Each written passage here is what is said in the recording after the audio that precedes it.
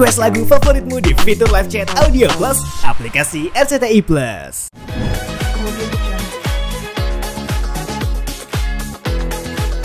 Campur darah, terus ya udah kita periksa kan, itu hari Minggu kemarin lah ceritanya, Minggu siang. Terus kemudian periksa udah pembukaan ternyata. Jadi pembukaan terus saya sarankan untuk masuk aja. Rencana tentu saja ya kita persalinan berjalan secara normal. Harapannya Danang dengan Nura ini kan pengen banget dok kelahiran secara normal. Nah akhirnya ya udah kita masuk, kita pantau, observasi, pembukaan maju betul ya, jadi dari 1, 2, 3 gitu ya, terus sampai pada malam saya visit lagi, evaluasi,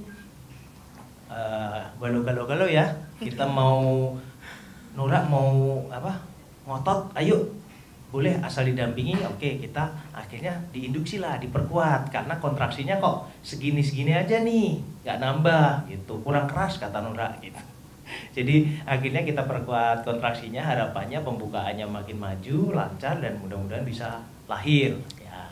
Terus kemudian waktu berselang nih paginya akhirnya periksa lagi, pembukaan tetap di 4 ya, pembukaannya macet di 4 tuh, 4 ke 5. Cuman yang nggak enaknya posisi yang awalnya udah bagus nih, dia tiba-tiba membalik lagi, jadi bayinya kayak menghadap ke atas. Itu yang kita kenal dengan presentasi dengan occiput atau ubun-ubun kecil itu di belakang.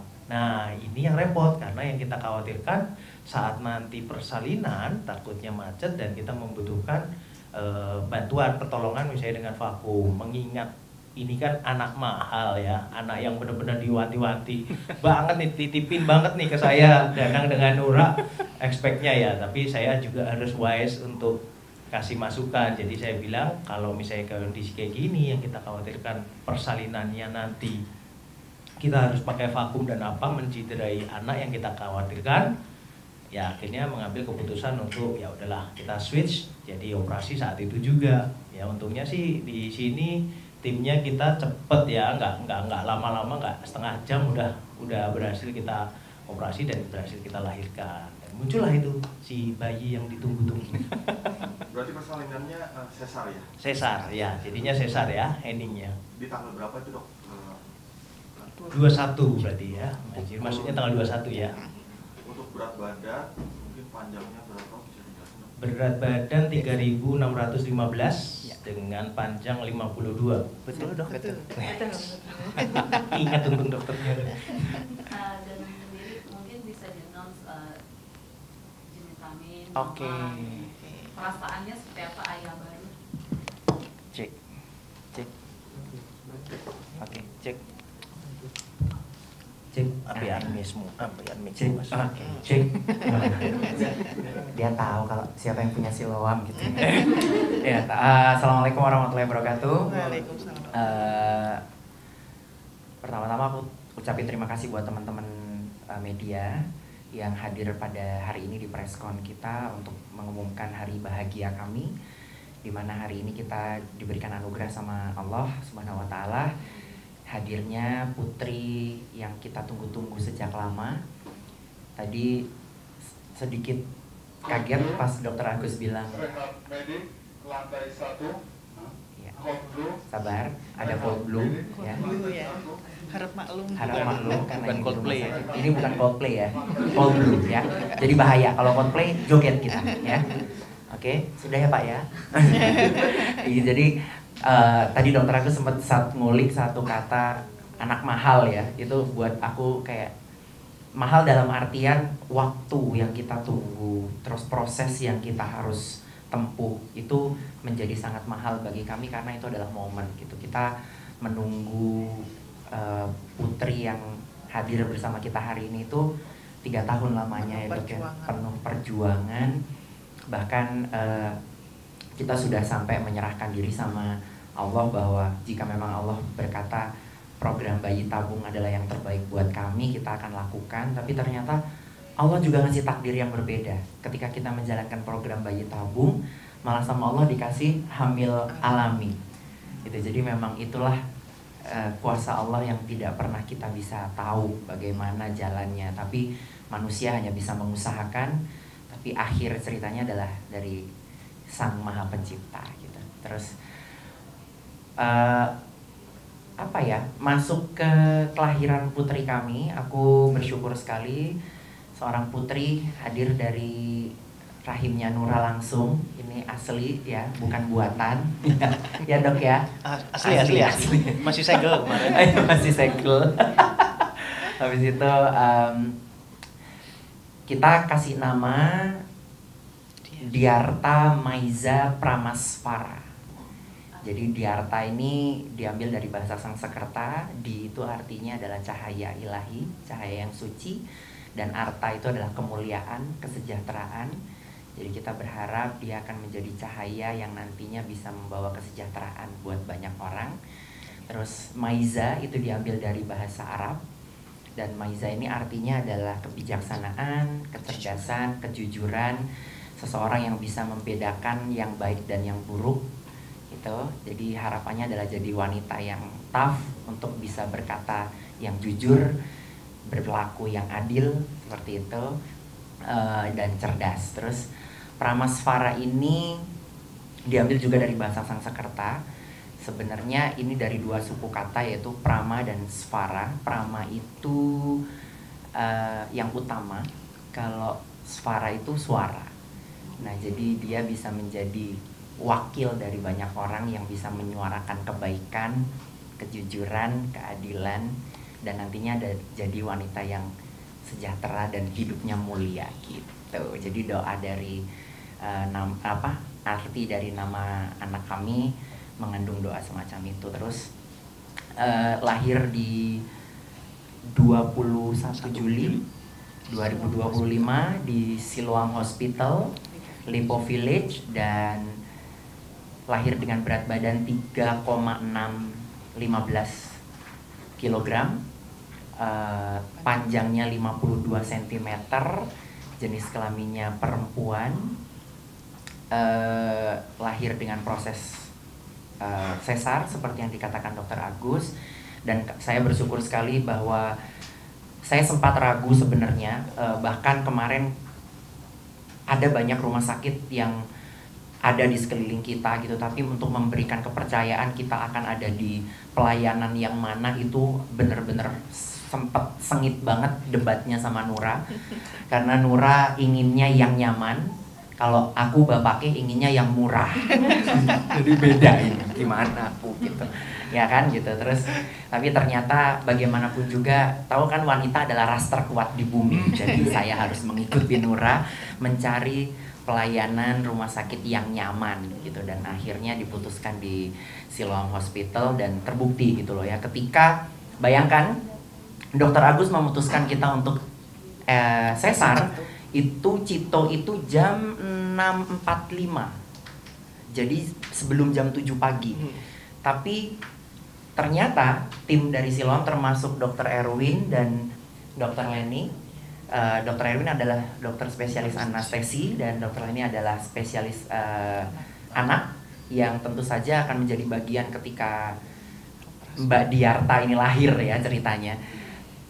Aku pikir kita akan menunggu proses yang lama, mungkin nanti siang ya kita akan operasinya. Ternyata enggak. 6.45 Dokter Agus bilang, Cito kita akan SC. Jam 7.10 menit Dokter Erwin udah ready dengan bajunya. Dan aku ternyata diberikan kesempatan untuk bisa mendampingi Nura. Dokter Erwin bilang waktu itu, Mas Danang harus ganti pakai baju steril ya Dok Erwin ya. Aku izin ganti baju, Nura udah selesai anestesinya. Bayangkan, anestesi selesai hanya dalam hitungan menit. Dan aku bingung, itu gimana caranya Dokter Erwin? Dokter pakai ilmu kanuragan atau ilmu kedokteran? Aku nggak ngerti dok. Jadi itu gimana gitu loh, kok cepat sekali gitu. Terima kasih Mas Danang ya. Iya. Rekan-rekan media, sebenarnya teknik anestesi yang dilakukan pada ibu, teknik yang umum ya, 95% mungkin dilakukan di Indonesia. Kita nyebutnya anestesi spinal, istilah medisnya subarachnoid block. Jadi memang jujur kita banyak kasus ya dok ya, Dokter Agus, untuk melakukan tindakan spinal anestesi biasanya prosesnya kurang dari 1 menit. Okay. Ya, jadi memang lingkungannya oke, alat medisnya oke, staf pendukungnya oke, tindakan medis jadi bisa dilakukan dengan cepat. Iya. Itu Mas Dana. Jadi tindakan Bukan medis goib, Mas. bukan ilmu kanuragan ya dok. Karena itu tadi memang conclusionnya adalah memang kalau ditunjang dengan peralatan yang memadai, terus dokter atau operator yang memang betul-betul kompeten di bidangnya, ya memang kita bisa ngatasin itu semua. Dan proses sampai dengan rilis bayi diangkat itu kurang lebih 35 menit, 40 menit ya dok ya. Mungkin totalnya 40 menit lah ya. Jadi jam 7.10 menit kita masuk ke ruangan operasi. Jam 7.15 mungkin Nura sudah merasa nyaman karena sudah masuk anestesinya ya dok ya. Jam 8.07 putri kami dilahirkan. Jam 8.07 putri kami dilahirkan dan langsung ditangkap oleh dokter Leni sebagai spesialis anak. Dipastikan bahwa anaknya menangis ya dok ya. Nangisnya kemarin pakai do re mi fa sol la si do. Kayak bapaknya. Kita nyanyi. Kenceng ya dok. Iya, terima kasih Mas Dana Media ya.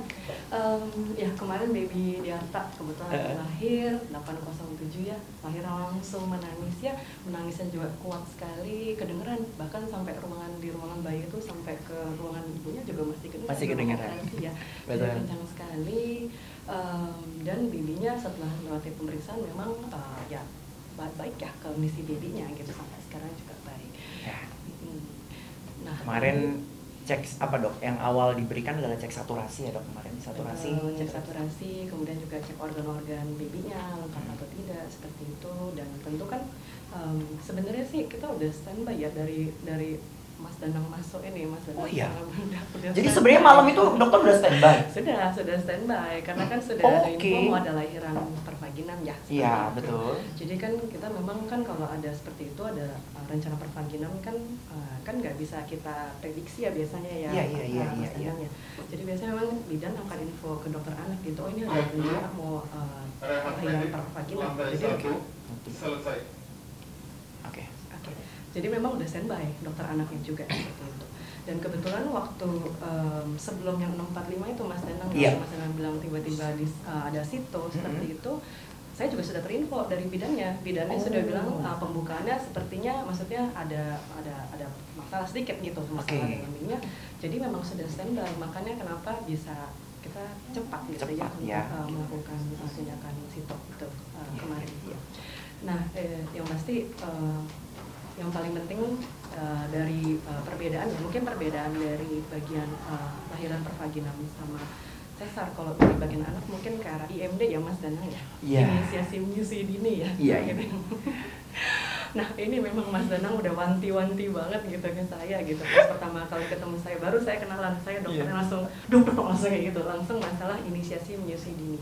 Memang itu sesuatu yang ini ya, menjadi momok gitu, maksudnya kalau buat lahiran normal sama lahiran yang sesar seperti itu, karena otomatis akan nggak semua gimana ya, akan lebih sulit gitu untuk melakukan IMD pada bayi-bayi yang melahirkan secara sesar. Tapi tentunya kita juga memfasilitasi ya pastinya ya, karena kita juga pro untuk kelahiran, maksudnya setelah itu menyusui secara ASI ibu gitu ya, kita sangat pro itu. Jadi ya kita mengusahakan gitu untuk IMD dan terbukti berhasil kita melakukan IMD ya di ruangan OT yang ya. Jadi memang aku request dari awal ke dokter Leni ketika kita memang menentukan siapa nanti dokter spesialis anak yang akan membersamai kita nanti ketika bayi kita lahir adalah IMD. Jadi buat aku tuh penting ya, karena kan harga susu mahal ya dok. Nih kalau bapaknya bapak ekonomis nih soalnya. Ekonomi ya. Iya kan. Motif ekonomi. Bapaknya ekonomis banget nih, kayak ini harga susu mahal nih gitu. Dok gitu. Jadi kalau aku menggunakan pikiran-pikiran yang paling awam aja dulu gitu, nggak usah yang ribet-ribet gitu. Aku nggak usah mikirin bahwa kalau misalkan kita DBF itu adalah mendekatkan anak dengan ibunya lah dan sebagainya. Aku kejauhan dok. Udah yang penting kita gimana caranya kita itu harus bisa menata keuangan dengan baik, karena kan masa depan anak juga masih panjang gitu. Jangan cuma kita mikirin susu akhirnya berantakan yang lainnya. Akhirnya aku bilang memang sepertinya IMD ini adalah poin yang harus kita tekankan setiap calon ayah ya. Aku banyak merasa bahwa calon ayah di luar sana itu banyak yang apatis gitu loh dok, bahwa ya urusan gitu tuh harusnya yang mikirin ya bojone gitu. Lah bayangin istrinya udah disuruh mengandung 9 bulan gitu ya, suruh ngerasain kontraksinya, disuruh nanti masih menyusui, belum nanti gantiin popoknya dan sebagainya gitu. Nah terus bapaknya perannya apa gitu loh. Makanya kan kalau aku bilang ya kalau kita bikinnya berdua ya kita harus tanggung berdua gitu. Makanya aku bilang yuk kita sekarang sedang mengusahakan mana yang paling efektif, mana yang paling nyaman, dan mana yang paling bagus untuk jangka panjangnya gitu. Dan Masya Allah tabarakallah, begitu dokter Leni yang pegang anaknya, begitu digendong sama mamanya langsung ngenyot gitu. Jadi udah bapaknya banget dah itu kayak gitu. Mas nyusu ya, menyusui, mengasihi gitu ya. Itu jadi kayak wah ini bagus nih kayak gitu. Akhirnya ya udah aku bersyukur sekali. Barusan sebelum kita press con juga disempatkan untuk menyusui dulu, mengasihi adik bayi dulu, dan aku bahagia, aku bangga, aku bisa punya istri sehebat dia yang harus menerima kontraksi sepanjang waktu, dramanya dari jam 1 siang sampai jam 3 subuh, kok nggak nambah-nambah, ya jam 3 subuh kok belum nambah, akhirnya ditambah lagi sampai jam 6 pagi kok belum nambah, akhirnya disesar padahal udah masuk induksi. Kalau dia sampai ngomong kayak gini, terus ngapain aku kemarin diinduksi, tau gitu bedel aja langsung kan gitu. Tapi ini kan ya ini namanya proses ya dokter ya gitu. Yang penting kita mengusahakan dulu. Aku sama Nura sepakat dengan aku bahwa gini, boleh nggak aku tidak diintervensi karena aku punya cita-cita pengen hamil normal, lahiran normal kayak gitu. Jadi aku kayak ngerasa dia punya effort buat pengen jadi wanita yang aku nggak kepengen cemen kayak ibu-ibu di luar sana yang dikit-dikit ini dikit-dikit itu, walaupun mungkin mereka punya alasan untuk sesar gitu loh. Terus aku bilang senyaman kamu, mana yang terbaik buat kamu dan mana yang bikin kita seneng setelahnya, karena aku juga nggak mau kalau kamu susah payah terus malah kenapa-napa gitu. Dan dokter Agus pun statement sebelum kita tindakan ngomong sama Nura bahwa ini udah masuk HPL, kita akan usahakan untuk prevaginem atau lahiran normal, tapi jika nanti terjadi sesuatu please jangan intervensi aku karena aku mau yang terbaik juga buat kamu. Itu statementnya dokter Agus. Jadi benar-benar melindungi Nura, menyelamatkan kami dari hal-hal yang tidak diinginkan kayak gitu. Artinya memang sebagai seorang pelayan, sebagai seorang pemberi jasa ya, dokter-dokter yang hadir bersama kami ini orang-orang yang aku nggak ngerti harus balas budinya seperti apa. Jadi aku ucapkan terima kasih buat dokter Erwin, dokter Agus, dokter Leni, terima kasih sudah bersama kita. Dok, ini